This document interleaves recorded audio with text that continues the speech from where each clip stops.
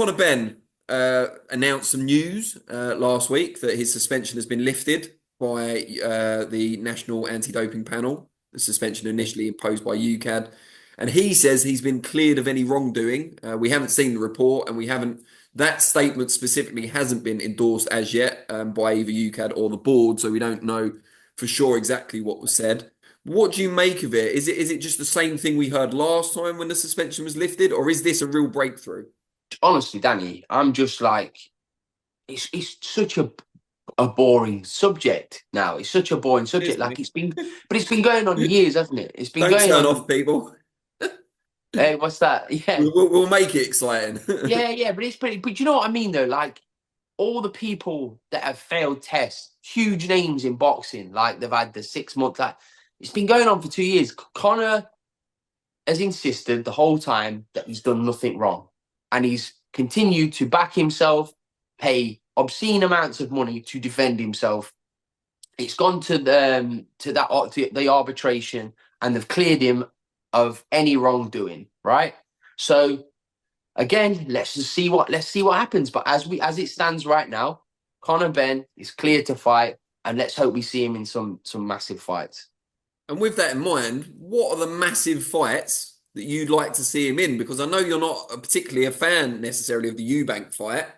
Uh, I am a fan are of you? the Eubank fight. Yeah, I want to see the Eubank fight. It's the only fight I believe for Eubank. I It's the only mean, fight for Eubank. it's the only fight for Eubank. Yeah, I mean, look, he can rematch Liam Smith, which I think would be a bad move on his part because the Liam Smith he boxed in the second fight was Liam Smith just making weight to fight Eubank. That wasn't the Liam Smith. No disrespect to, I don't want to shit on Eubank's win because I thought it was, listen, Eubank took some balls to get in there again after what happened to him in the first fight and go and turn it around. But it wasn't the Liam Smith that we are used to seeing in that fight. Liam Smith, that wasn't the Liam Smith we're used to seeing. So, so in that respect, I would like to see a third fight between Liam Smith and Eubank, but money wise, it's not going to be anywhere near what the Conor Benn fight is for Eubank. So that's the fight we need to see, isn't it?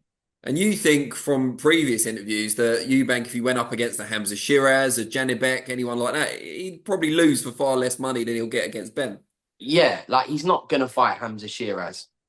Hamza Shiraz is young, up and coming. He's framed massive. He's massive for the weight, punches very hard, and you're going to get paid good money to fight him. You're going to get good money to fight anyone because Eubank's a big name. I'm not going to downplay the size of Eubank as a name because Eubank's a big name in British boxing for sure.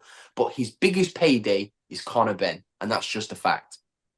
Daniel Dubois, who's he fighting in February? What are you hearing?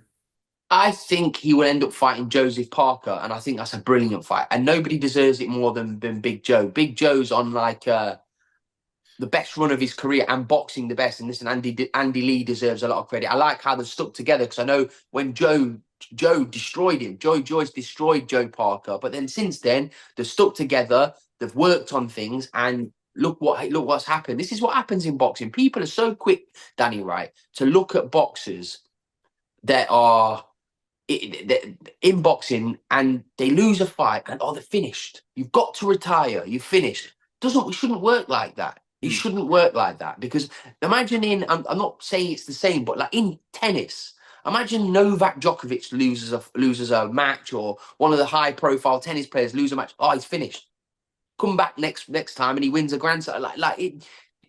Boxing, Parker is a prime example of you can go again.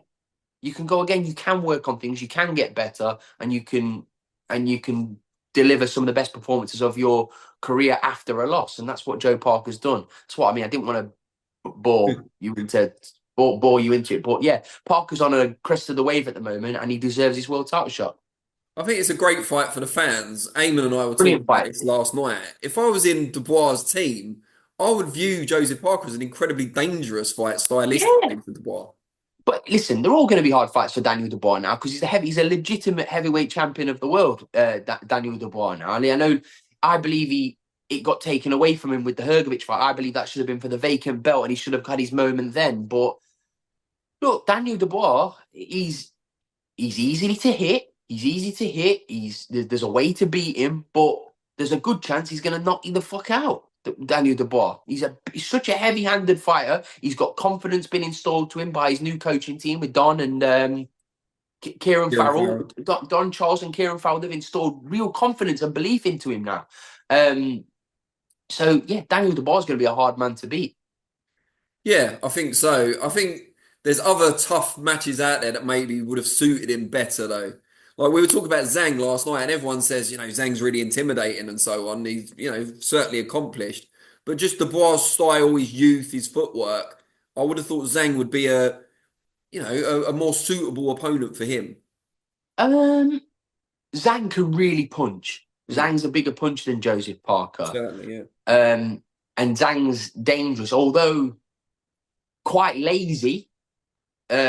He's quite lazy, Zhang, but if he hits you, you're going to be in trouble. That southpaw backhand.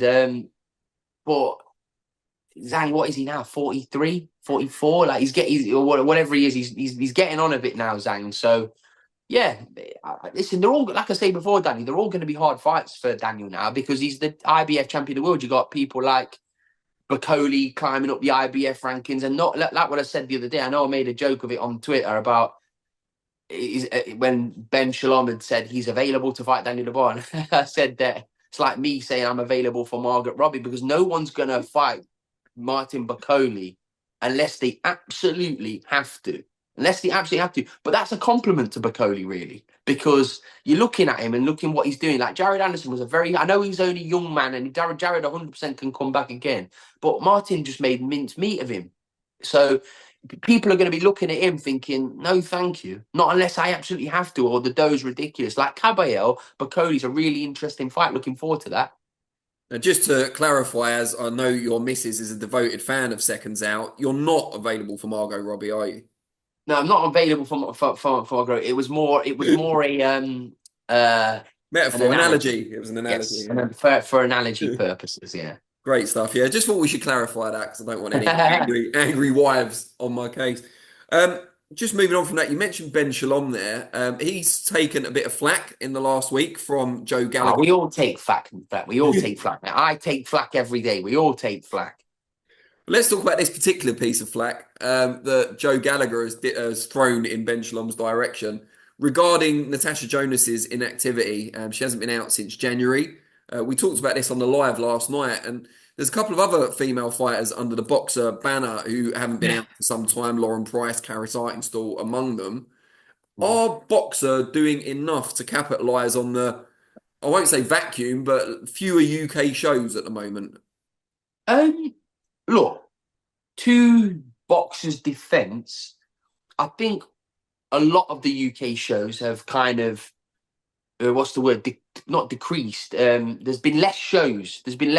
Because of the brilliant Riyadh season cards and fighters expecting huge paydays. So I do understand it. But yeah, look, Sky, what have they had? 7 shows this year.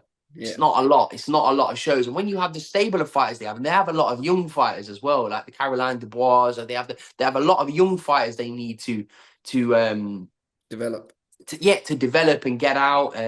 It's not the best. It's not the best. And when you hear Joe Gallagher say that, Anis, and Joe's been a big Boxer fan, hasn't he? So for him to say that is like, well, I don't know. There's maybe some internal problems there that I'm sure can be resolved. But I would like to see Natasha. Listen, Joe Gallagher. To be honest, I like what he said to Joe. I don't always agree with what he says. I'm sure he doesn't always agree with what I say, but he's very defensive of his fighters, isn't he? He's very protective of Natasha, and he's like, look, Natasha should retire. She's done everything. So I like what he said, respected what he said, to be honest with you.